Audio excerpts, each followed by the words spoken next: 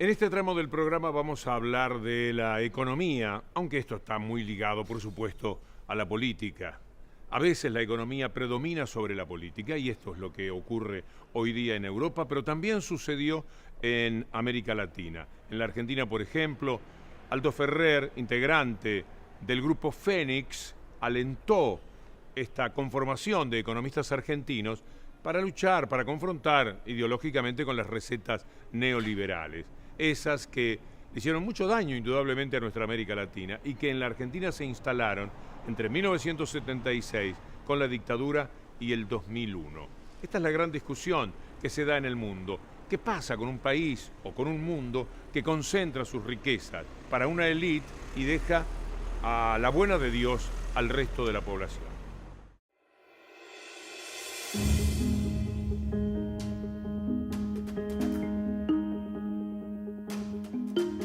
Los sectores perjudicados son básicamente las mayorías del trabajo, de las clases medias, el conjunto de la sociedad. Y los beneficiarios son los manipuladores del sector financiero que se ha convertido en el eje dominante del capitalismo contemporáneo en esos países. No en China, no en Corea, no en los países emergentes, donde hay estados nacionales que regulan la actividad financiera con vistas a la promoción de la producción, de las exportaciones, del trabajo. Entonces lo que está en crisis es el neoliberalismo en el núcleo mismo del sistema, que es el Atlántico Norte, que es el viejo núcleo dominante de la economía mundial, las economías industriales europeas y también en alguna medida los Estados Unidos, aunque los Estados Unidos por su propia idiosincrasia tiene algunos elementos de defensa mayores que la Unión Europea, que por otra parte está atada a las reglas comunitarias. Entonces, en este mundo, digamos, en el cual, vuelvo a insistir, la política está dominada por la hegemonía financiera, los únicos beneficiarios son los especuladores. Las principales fuentes de ganancia corporativa en el mundo contemporáneo no viene de la producción y del trabajo, viene de la especulación financiera. Esto llevó a la crisis terminal del 2008-2009, de la cual se salió poniendo toda la plata necesaria para salvar a los bancos a costas del trabajo de la gente y de la producción. Entonces es una situación que hay que ver cómo la resuelven en Europa, pero por ahora, como lo estamos viendo en estos resultados políticos, no tienen respuesta.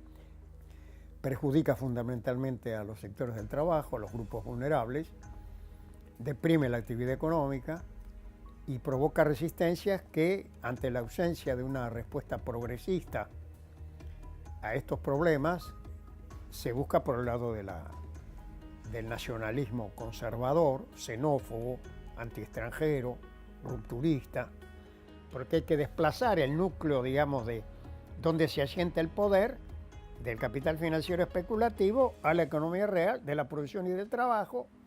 Y esto implica, en el caso de Europa, un replanteo de las reglas comunitarias, que son extremadamente neoliberales.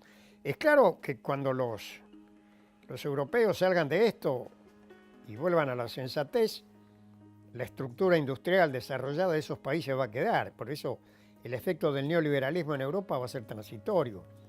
Aquí en América Latina es mucho peor la cosa, porque cuando triunfa el neoliberalismo, se paraliza el proceso de transformación. Entonces salimos con los problemas sociales del neoliberalismo, más el agravamiento de los problemas estructurales del subdesarrollo. Es decir, el neoliberalismo es mucho más negativo por sus consecuencias posteriores a su colapso en los países en desarrollo que en los países centrales, que vuelvo a insistir, entran en un momento de depresión como la que estamos viendo, pero cuando salen son economías industriales, complejas, ciencia, tecnología. Acá no. Acá el neoliberalismo paraliza también el proceso de transformación y cuando salimos de la política neoliberal arrastramos esa pérdida enorme que se ha acumulado en los años neoliberales. Por eso vuelvo a insistir, yo creo que el neoliberalismo produce consecuencias mucho más permanentes en los países periféricos que en los países centrales. Pero ¿dónde está la raíz del problema? ¿Qué hacen los organismos multilaterales? ¿Cuáles son sus sugerencias, sus consejos? Y más que nada nos preguntamos cuáles son los resultados que han tenido. esa influencia manifiesta que era muy clara en la América de los años neoliberales, pero que ahora por suerte se ha opacado y que brilla de una manera muy especial en Europa. Este es el análisis de Aldo Ferrer. Los organismos financieros multilaterales son instrumentos de la hegemonía financiera y se conducen a partir de los criterios neoliberales. Esa es históricamente la función del Fondo Monetario, hoy es la del Banco Central Europeo, y también, digamos, la propia Comisión Europea, que es el órgano de gobierno de la comunidad, está infectado, contagiado por esta ideología neoliberal. Las respuestas que buscan a los problemas es que el Estado no intervenga, que el Estado solo intervenga para salvar a los bancos y a la actividad financiera. Ahora, ¿por qué pasa esto? Bueno, por la razón que estamos diciendo, que dadas las circunstancias del capitalismo contemporáneo, el poder económico está hoy básicamente concentrado en la dimensión financiera y la sociedad no ha tenido capacidad de respuesta, ni los partidos políticos, digamos, progresistas, capacidad de respuesta para poner la cosa en donde tiene que estar. Y por lo tanto, el proceso de deterioro sigue, con las consecuencias políticas que estamos observando. En todas partes, en Inglaterra, en España, en Francia, en todos lados, en Italia. Una de las expectativas más amplias que se produjeron en materia económica en Europa tiene que ver con la conformación de la Unión Europea, pero también con el euro, con una moneda común. Hay muchos países que ahora se quieren salir del euro. ¿Qué ha pasado con la moneda? ¿Por qué en algunos lugares ha fracasado? ¿Por qué en Europa es observada en distintos lugares con enorme recelo?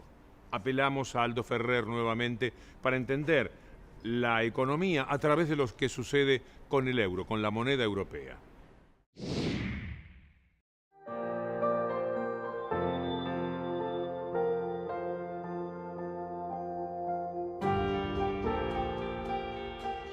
El euro fue un paso muy avanzado de integración, de unificar la moneda, pero se quedó a mitad de camino, porque no se puede tener una moneda común sin tener un Estado nacional. Es decir, para sostener el euro hay que tener una Europa, los Estados Unidos de Europa, digamos, que es lo que pasa en los Estados Unidos de América. Un Estado federal que incorpore dentro del mismo espacio político a todos los sectores. Y entonces, cuando se unificó Alemania, los problemas de Alemania del Este eran los problemas de todos los alemanes, y pusieron ahí toda la plata que hacía falta. Pero cuando los que tienen problemas son los griegos, los españoles, los alemanes miran por otro lado. Entonces se han puesto reglas comunitarias como el euro, que no se sostiene en un sistema en el cual no hay solidaridad política a través de un Estado nacional. Federal, que es el camino final de la Unión Europea, si es que efectivamente la Unión Europea va a terminar por consumar un espacio europeo realmente integrado. Mientras tanto se quedaron a mitad de camino con estos problemas que estamos viendo, en donde el que tiene la última palabra es el país más fuerte, que en este caso es Alemania, que impone sus reglas ortodoxas y las paga el conjunto del sistema.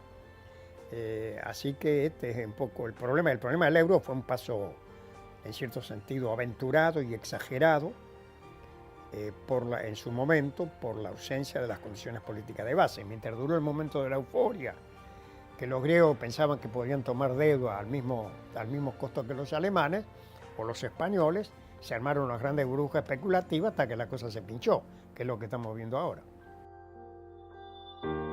Para completar nuestro informe en Voces de Cambio, después de la pausa estaremos hablando con el profesor Bruno Susani, que es doctor en Ciencias Económicas, egresado de la Universidad de París y que ha sido, en nombre de Île-de-France, asesor del Partido Socialista. Ese será el próximo encuentro en la continuidad de esta edición parisina europea de Voces de Cambio.